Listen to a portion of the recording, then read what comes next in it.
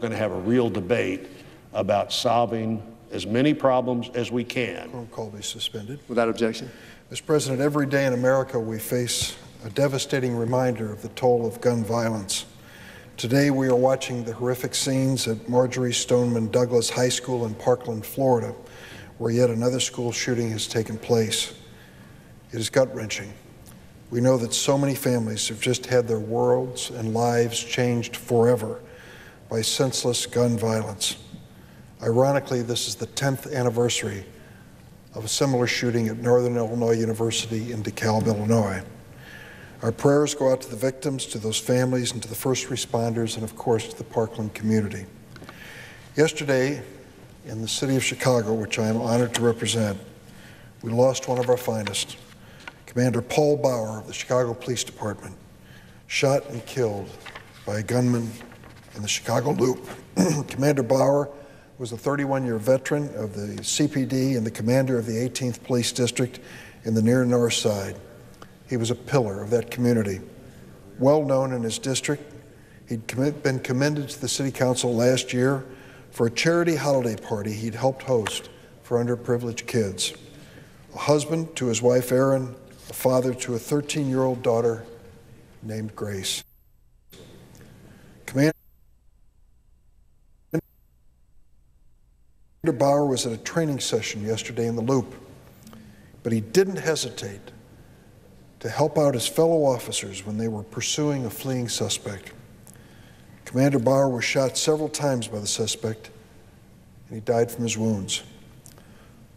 Chicago Police Superintendent Eddie Johnson said this was an extremely difficult day for the Chicago police family.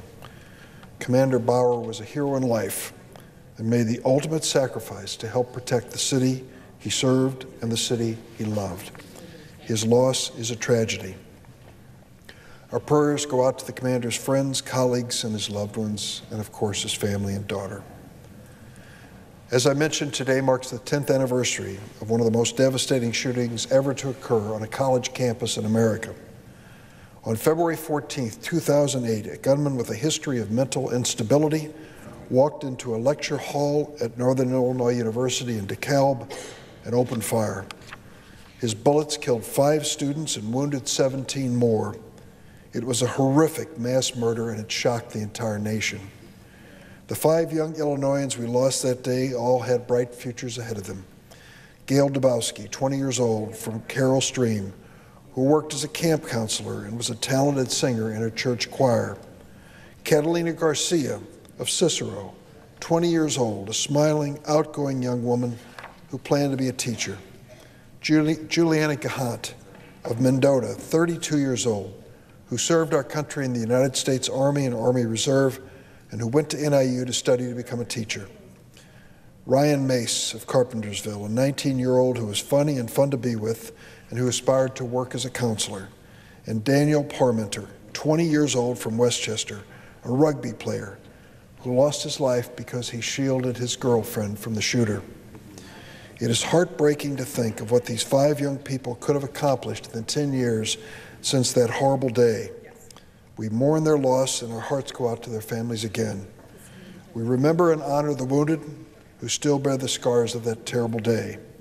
We renew our thanks over and over again to the law enforcement officers and first responders who headed toward the sound of gunfire that day and who treated the victims after they were wounded.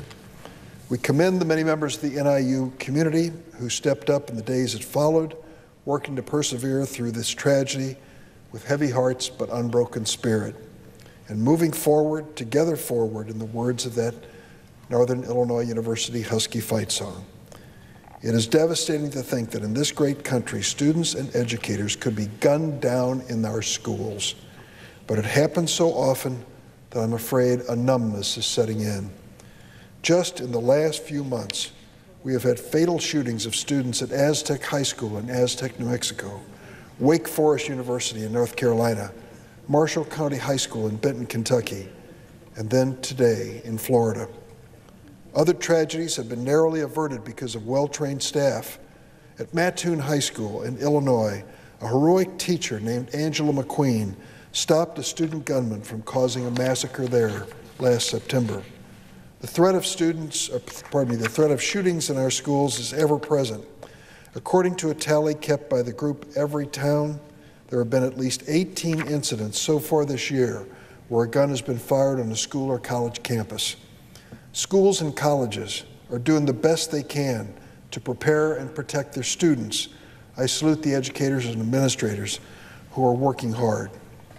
But is Congress doing all that it can to keep our nation's students safe from gun violence? Not even close. Of course, there is no single reform that could stop every shooting in America, but we know there are big gaps in our laws that make it easy for criminals, abusers, and mentally unstable people to get their hands on guns and hurt innocent people. Congress has done nothing in recent years to close those gaps and make America safer. Congress hasn't even closed the gun show loophole that the 1999 Columbine, Colorado killers used to buy their weapons. And we did nothing in response to the murder of 20 first graders and 6 educators at Sandy Hook Elementary School in Connecticut. In fact, the only vote taken by the Senate on gun laws in this current Congress was to weaken gun law safety provisions on the books. That was a vote Senate Republicans brought up last year that prevented the Social Security Administration from alerting the FBI's gun background check system about people with mental illness. It is likely that before this year is over, the Republican majority will call up more bills to weaken gun safety laws. That is the wrong response to the epidemic of gun violence in America. I'm not going to give up on trying to close the loopholes in our gun laws. I'm going to keep fighting for universal background checks, tougher straw purchasing laws, and better laws to prevent gun theft. I'm not going to give up because of people like Patrick Corellis, who was shot in the head 10 years ago at the tragedy at Northern Illinois University. Luckily, Patrick survived, and since that day, he's been a leader in Illinois fighting for common sense gun reform. I've come to know and admire him for his efforts.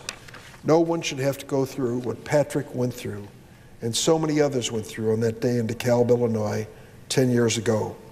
We owe it to Patrick and to the other NIU victims and families and community members, and to the hundreds of thousands more across America who've been killed or wounded by guns this past decade, to keep trying to reduce the toll of gun violence. Maybe we can't stop every shooting, but if we do our best to keep guns out of dangerous hands, we will save lives. I intend to keep doing my best to achieve that goal. Mr. President, I yield the floor and suggest the evidence of quorum. The clerk will call the roll. Mr. Alexander.